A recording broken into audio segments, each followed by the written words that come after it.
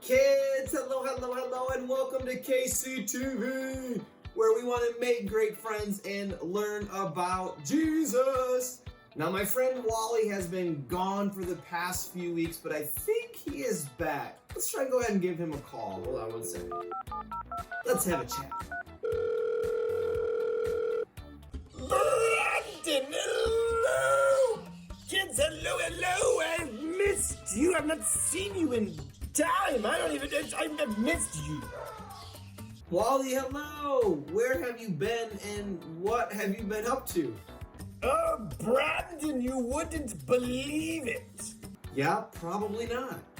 I was at a culinary symposium. What did you do to a possum? No, not a possum, a cooking symposium. You know, I was at a conference filled with people all wanting to learn how to cook. To cook? Wow, Wally, that's great. I mean, you learning how to cook, that's great, Wally. Good for you. Learning? No. Brandon, I was the keynote speaker. Wait. You mean these people actually paid money, traveled far away from their homes to come and see you teach them how to cook? Yep. You're right. That is unbelievable.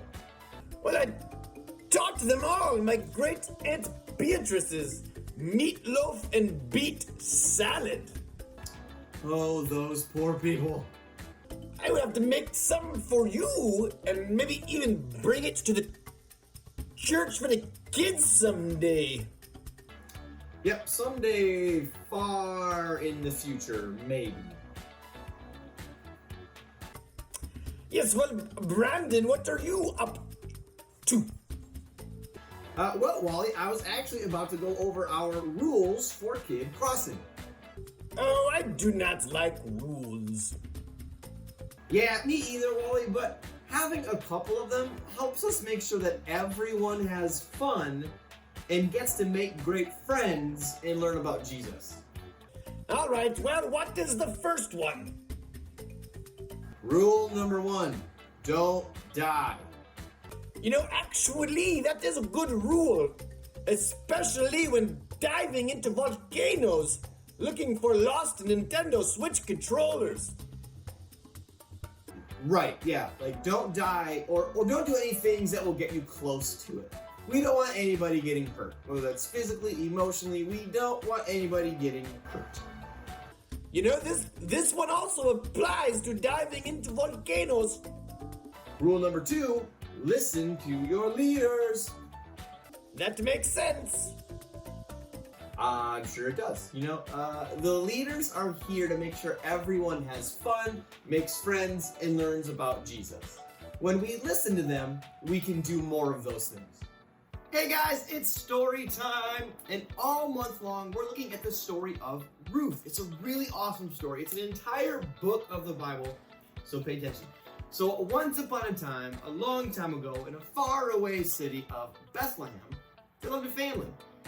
And in Bethlehem, there was a giant, great, big famine, which means the food wasn't growing, which means they didn't eat.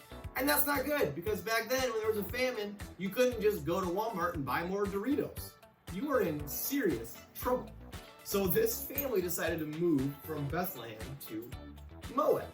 This family was a dad, the wife Naomi, and 2 sons. And while they're in Moab, the 2 sons both got married. Woohoo! 2 Moabite women. And then things get worse. The dad and both sons die. They pass away, leaving Naomi, the mom, and the 2 daughter-in-laws, Ruth and Orpah, all alone. And back then, being a widow, which meant your husband passed away, was really hard because women couldn't really get good jobs, which is terrible and awful. I'm so glad it's not that way anymore. But it was really hard to be a widow. Knowing life would be really hard for 3 widows. Naomi told Orpah and Ruth to go back to their families. Naomi was incredibly sad and incredibly alone, and she planned to go back to her hometown of Bethlehem. You see, life for widows was incredibly hard, and Naomi loved her daughter-in-laws, and she did not want them to live this hard life. She still wanted them to have a normal and a good life. If they go back to their families, they can still have a good life, she thought. Orpah agreed and went back to her family. But Ruth was torn. She loved Naomi a great deal and didn't want her to go and be all alone. But at the same time, Ruth knew it would be a very difficult life. And she would have to leave her country, go to a new country full of people that she doesn't know. She was torn. But Ruth really cared for Naomi. So she decided the right thing for her to do was to stay with Naomi. Ruth told Naomi, "I will go where you go. Your people will be my people, and your God will be my God."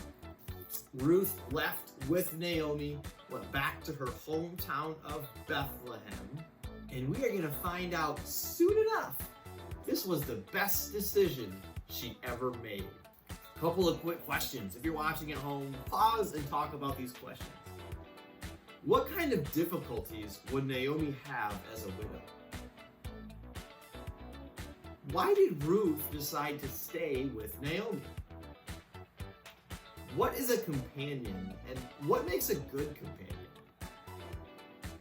In what ways is God our companion? Our big idea today is that God gives us companions, or people in our life to help us, to celebrate the good times and help us in the bad times. We need good people around us. Naomi needed Ruth, and Ruth needed Naomi. They needed that companion. And so do we.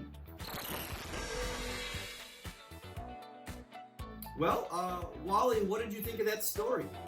So, Brandon, you mean Naomi had her husband and her 2 sons all die around the same time? Correct. That's very sad. So she tells her 2 daughter-in-laws to leave her and go back to their families. Also correct. But why? Naomi must have really not liked her daughter-in-laws. No, she loved them.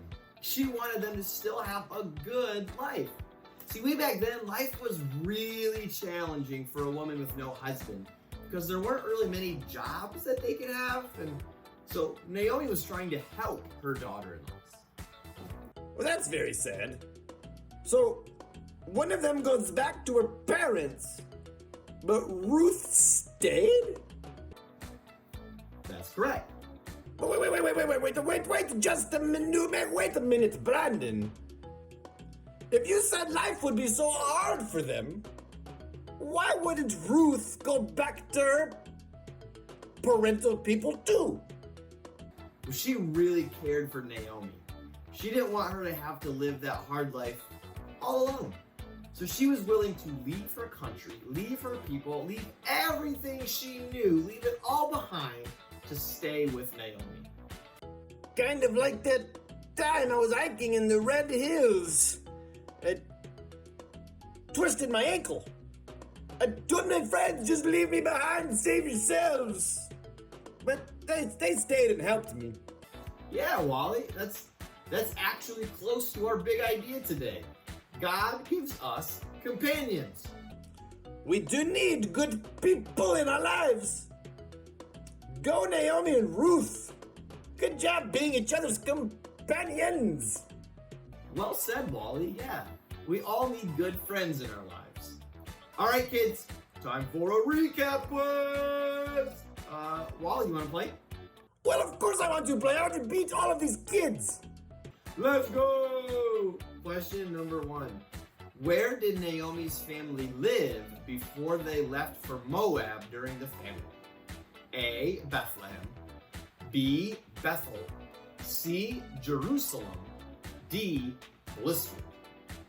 I know this one because they have the best meatloaf sandwiches. The answer is Blissfield. Actually, the answer is A. Bethlehem. Sorry, Wally. All right, question number 2. What was the name of Naomi's daughter-in-law that left and went back to her family? A. Rachel, B. Orpah, C. Opal, or D. Beatrice? Is that who my Aunt Beatrice is named after? I say Beatrice. Gotcha. No, the answer is actually B. Orpah. That's a weird name. Orpah. It's also kind of fun to say. All right, question number 3. True or false? Life was really easy for women with no husband in the time of Naomi and Ruth. False, false, false, false. I know this one is falsified information. False. Wow, Wally, that's correct. That statement is false. Life was actually incredibly difficult for them. All right, question number 4, last question, another true or false. Ruth told Naomi, I will go where you go, but never said she would follow her God. Brandon, this one is true. She did say she would go where she goes. Oh, Wally, she did say that, but this one is false. She did say, I will follow your God, which we know is the real God. So worked out pretty well for Ruth, I'd say. So close. All right, Wally. Well, kids, thanks for hanging out with us today. We will see you next week. Bye!